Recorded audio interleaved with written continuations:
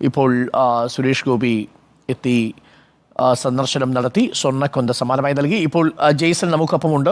Jason, ഇപ്പോൾ അടിപ്പള്ളിയിലേക്ക് പോയിരിക്കുകയാണ്. ഇപ്പോൾ ഇതൊക്കെ ഈ ദൃശ്യങ്ങളെല്ലാം വളരെ പ്രധാനപ്പെട്ട ദൃശ്യങ്ങളാണ്. സുരേഷ് ഗോപി കൊന്ത സമ്മാനിക്കുന്നത്, നേരത്തെ കിരീടം സമ്മാനിച്ചത് വിവാദമായിരുന്നു. ഇനിയിപ്പോൾ അടിപ്പള്ളിയിൽ പോയി പ്രാർത്ഥിച്ചതിന് ശേഷം സുരേഷ് ഗോപി മടങ്ങും, അല്ലേ? തീർച്ചയായും നമുക്കിപ്പോൾ ദൃശ്യങ്ങളിൽ കാണുന്ന നേരത്തെ വൈകുന്നേരം തിരക്കായതുകൊണ്ട് ദൃശ്യങ്ങൾ വളരെ വ്യക്തമായിരുന്നില്ല. കൊന്തയാണ്, സ്വർണ്ണക്കൊന്തയാണ് മാതാവിൻ്റെ മാതാവിൻ്റെ രൂപത്തിൽ സമർപ്പിച്ചിരിക്കുന്നത്. ഇപ്പോൾ ഇവിടെ നിന്നും മുകളിലേക്ക് ചുറ്റിയുള്ള സ്വർണ്ണക്കൊന്തയാണ് സമർപ്പിച്ചത്. ഈ സ്വർണ്ണക്കൊന്ത സമർപ്പിച്ച ശേഷം ഇപ്പോൾ അടിപ്പള്ളിയിലേക്ക് പോയിരിക്കുന്നത്. നേരത്തെ അരുൺകുമാർ സൂചിപ്പിച്ച പോലെ തന്നെ ഈ ക്രൈസ്തവ വോട്ടുകൾ ഒരു നിർണായകമായി പങ്കുവച്ച ഒരു തിരഞ്ഞെടുപ്പാണിത്. കഴിഞ്ഞ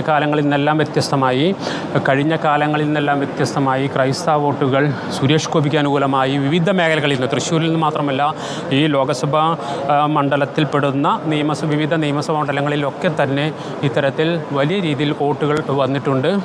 ഈ വോട്ട് ഇതിനു മുൻപ് തന്നെ അദ്ദേഹം ഇവിടെ വന്ന് ലൂർദ് മാതാവിന് കിരീടം സമർപ്പിച്ചിരുന്നു. അത് വലിയ രീതിയിൽ വിവാദമായിരുന്നു. അതൊക്കെ അടഞ്ഞ അധ്യായം എന്നാണ് അദ്ദേഹം അന്ന് തന്നെ വ്യക്തമാക്കിയിരിക്കുന്നത്.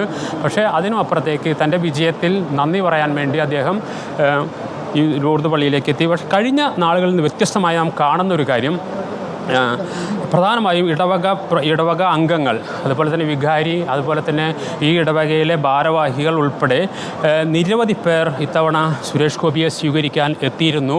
കഴിഞ്ഞ നാളിൽ അദ്ദേഹം ഒരു BJP നേതാവ്, ഒരു സ്ഥാനാർത്ഥി എന്ന നിലയിലാണ് വന്നതെങ്കിൽ ഇന്ന് അദ്ദേഹം ഒരു കേന്ദ്രമന്ത്രിയാണ്, തൃശ്ശൂരിൽ MP എന്ന നിലയിലാണ്. അതുകൊണ്ട് തന്നെ ആ സ്വീകാര്യത വലിയ രീതിയിൽ ഇപ്പോൾ ഇവിടെ ഉണ്ടായിട്ടുണ്ട്. നമുക്ക് ദൃശ്യങ്ങളിൽ നിന്ന് കാണാൻ ആളുകൾ, ഈ വിവിധ പ്രദേശങ്ങളിൽ നിന്നുള്ള ആളുകൾ, ഇടവക അംഗങ്ങൾ, അതുപോലെ തന്നെ പാർട്ടി പ്രവർത്തകരുണ്ട്, പുരോഹിതരുണ്ട്.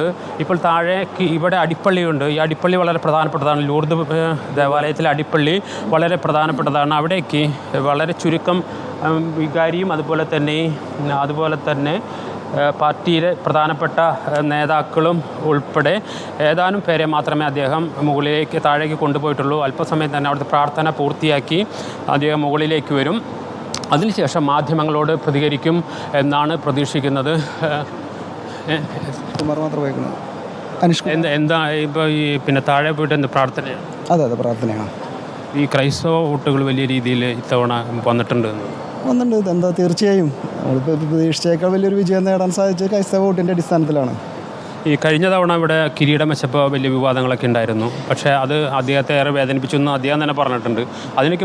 അത്തരം വിവാദങ്ങളൊക്കെ മറികടന്ന് ഒരു വിജയം ഉണ്ടാകുന്നു. ആ വിജയത്തിൽ നന്ദി പറയാൻ വേണ്ടി വന്നതാണ്. അതെ.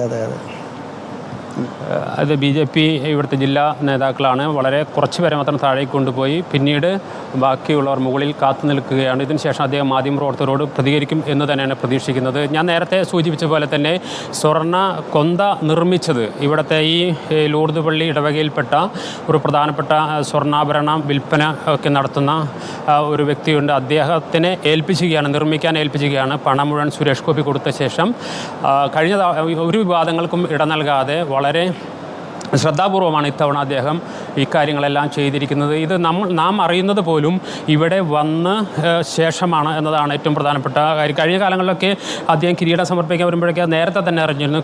സ്വർണ്ണക്കൊന്തയുമായിട്ടാണ് അദ്ദേഹം വരുന്നത് എന്ന വിവരം അറിയുന്നത് ഇവിടെ വന്നതിന് ശേഷമാണ്. അതിനർത്ഥം കഴിഞ്ഞ നാളുകളിലുണ്ടായ കിരീടത്തിന് ശേഷം ലൂർദ് മാതാവിന് സ്വർണ്ണക്കൊന്തയും സമ്മാനിച്ചിരിക്കുകയാണ് സുരേഷ് ഗോപി. നേരത്തെ K. കരുണാകരൻ്റെയും കല്യാണിക്കുട്ടി അമ്മയുടെയും സ്മൃതി മണ്ഡപത്തിലെത്തി പുഷ്പാർച്ചന നടത്തിയതിനു ശേഷം സുരേഷ് ഗോപി ലൂർദ് മാതാ പള്ളിയിലേക്ക് എത്തുകയായിരുന്നു. നേരത്തെയുള്ള കിരീടം നൽകിയത് വലിയ രീതിയിലുള്ള രാഷ്ട്രീയ പ്രചരണ വിഷയമായി മാറുകയും ചെയ്തിരുന്നു.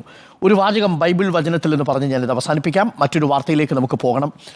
നിങ്ങളുടെ അലങ്കാരം തലമുടി പിന്നുന്നതും പൊന്നണിയുന്നതും വസ്ത്രം ധരിക്കുന്നതും ഇങ്ങനെ പുറമേയുള്ളതല്ല, സൗമ്യതയും സാവധാനതയുമുള്ള മനസ്സ് എന്ന അക്ഷയഭൂഷണമായ ഹൃദയത്തിൻ്റെ ഗൂഢമനുഷ്യൻ തന്നെയായിരിക്കണം എന്നതാണ്.